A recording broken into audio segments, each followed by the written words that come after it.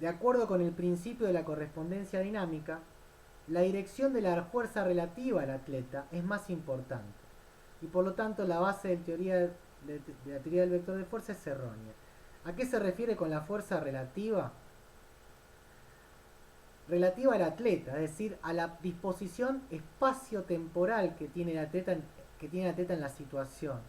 Justamente estamos hablando que el principio de correspondencia dinámica le da más importancia a la disposición de los segmentos corporales en el espacio, cómo se ubica el sujeto para aplicar fuerza, cómo se ubica el sujeto para aplicar fuerza.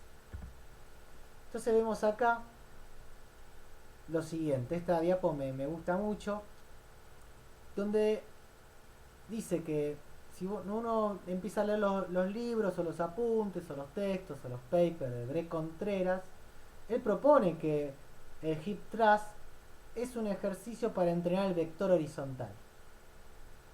Es decir, que aplica fuerza predominantemente horizontal. Ahora, ¿qué pasa en el hip thrust? El sujeto está acostado, boca arriba, en decúbito supino, en esa disposición. Ahí estamos viendo en el GIF cómo se está haciendo el hip thrust. Si nos ponemos en la posición del marco global, es decir, en función de la línea de la Tierra, en función del concepto de marco de referencia global terrestre, representado con la línea roja, en realidad el sujeto está aplicando una fuerza vertical. Es decir, que si yo me posiciono con la referencia terrestre, el hip thrust es un ejercicio vertical, porque está aplicando fuerza en el vector vertical.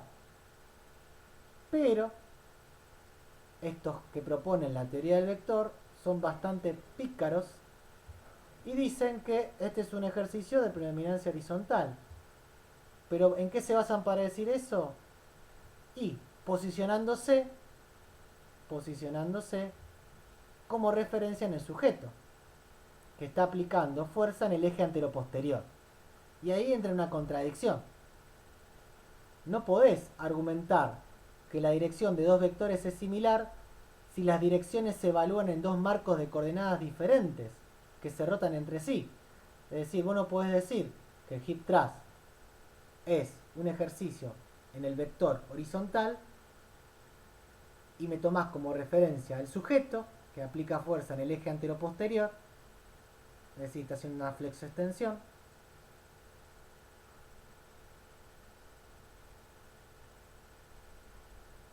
en el plano sagital,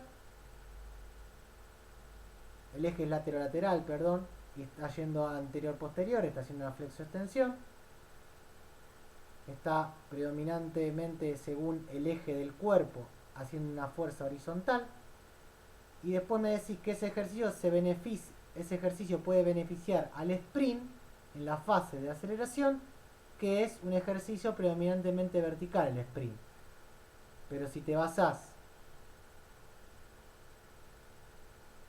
el sprint está analizado desde el marco de referencia global. Entonces, un ejercicio que está analizado desde el sujeto, después lo querés comparar con el ejercicio que está analizado del marco global. Entonces acá empiezan a haber ciertas inconsistencias en la teoría del vector.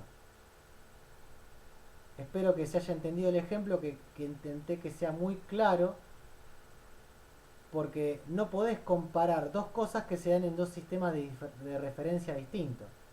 O evaluás todo en el marco global o evaluás todo partiendo de los ejes del sujeto.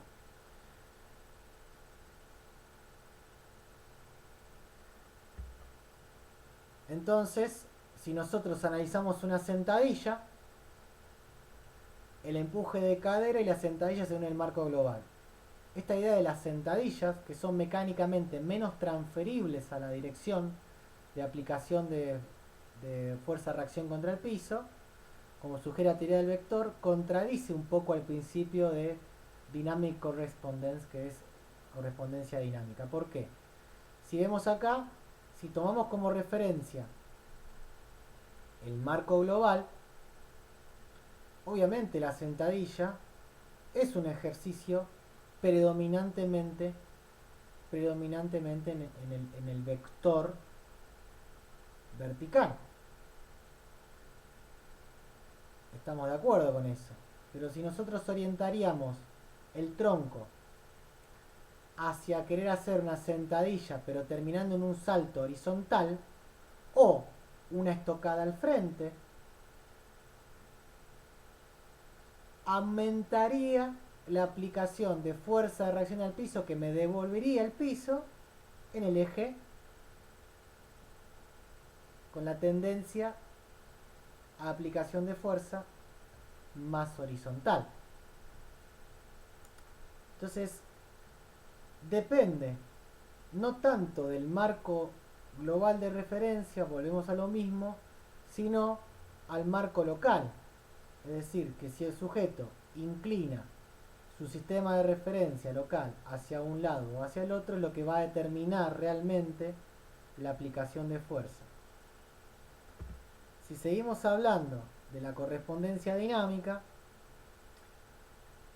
incluso si aceptamos la afirmación de que el entrenamiento con ejercicios horizontales mejora la capacidad del atleta para dirigir la fuerza horizontal en relación al marco global, ¿cómo se logra esto si no es simplemente cambiando la orientación del atleta en relación al marco global? Es decir, el beneficio del hip thrust, ¿cómo lo termino generando? Y que realmente el atleta durante el sprint logre una inclinación lo más cercana a los 45 grados con referencia al marco global para que esa fuerza se pueda aplicar horizontalmente. Si yo me quedo con la disposición del hip thrust, la verdad es que voy a aplicar fuerza para arriba, no voy a aplicar fuerza para adelante. Volvemos a caer en lo mismo. Lo que determina la fuerza de reacción al piso y lo que me devuelve el piso es el marco local y no tanto el marco de referencia global.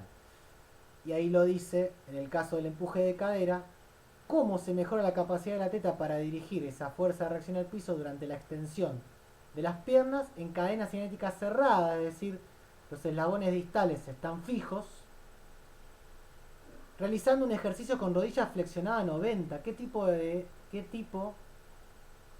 posibilidad tiene de transferencia total al gesto del sprint que se hace con extensión, con la triple extensión? Entonces acá como que empieza a hacer un poco de agua la teoría del vector, porque no coincide el ejercicio y su sistema de referencia con el intento de transferencia, y las disposiciones del ejercicio no coinciden con lo que sucede en el ejercicio al que se quiere transferir esas fuerzas. Como vemos, la rodilla está en flexión con la extensión de cadera, y en el sprint hay una triple extensión de cadera, rodilla, tobillo. Entonces vamos a tratar de aplicar la física con sentido común, y lo que dice la correspondencia dinámica establece ciertos criterios. Entonces, lo que dicen que la sentadilla no es un ejercicio ideal para aplicar fuerza de manera horizontal, lo dicen porque la dirección de la reacción del piso es en relación con el atleta es similar, a pesar de que la dirección de la reacción al piso sea relativa al marco global, pueden ser diferentes. Entonces, vemos que esto se debe a que la dirección de la fuerza en relación con el atleta es lo más importante para determinar su capacidad de expresar fuerza. La relación con el atleta. Volvemos a caer en el ejemplo de la estocada, que se dice que predomina un poco más la tendencia horizontal. Como vemos, en el marco de referencia global vuelve a ser un ejercicio bastante vertical, al igual que el hip thrust, al igual que el salto vertical. Si acostamos a la figura anterior, vemos cómo el ejercicio, ahí sí, debería ser horizontal, si lo tomamos como el eje de referencia al sujeto, que se estaría representado en esta línea horizontal. Pero si tomamos el marco global, el hip thrust es vertical, la estocada es vertical, el salto es vertical. Puede coincidir o no el sistema global con el sistema local. ¿De qué va a depender? De la inclinación del sujeto. Si la inclinación del sujeto tiende más hacia el horizontal o tiende más